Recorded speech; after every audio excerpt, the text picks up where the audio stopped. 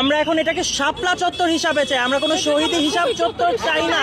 আমরা এটা অবশ্যই লাগাবো। এটা যারা এনেছে তারা এটা নিয়ে যাক, না হলে আমরা এটা খুলে ফেলবো। তখন কোন চত্বর কি করা লাগে তখন আমরা এটা দেখব।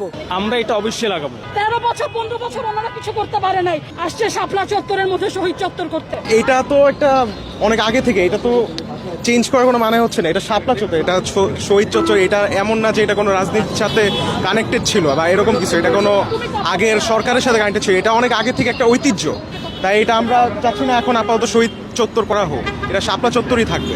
এখানে কিছু জনতা আসছিল, এসে এরা হলো দুপুরের দিকে কিছু আসছিল, এসে এই শাপলা চত্বরের ভেতরে ঢোকার চেষ্টা করে। 10-12 জন ভিতরে অলরেডি ঢুকে পড়ে, তাদেরকে আমরা বের করে তারপর তারা জোরাজোরি করা, এটা ওই সাইডে লাগাতে পারে না, আমরা লাগাতে দেইনি। একটু আগে এসে এটা এখানে ওরা লাগিয়ে তারা এখানে একটা মাইকিং করে বা একটা কিছু সমাবেশ টাইপের করে তারপর ওরা এখান থেকে চলে যায়।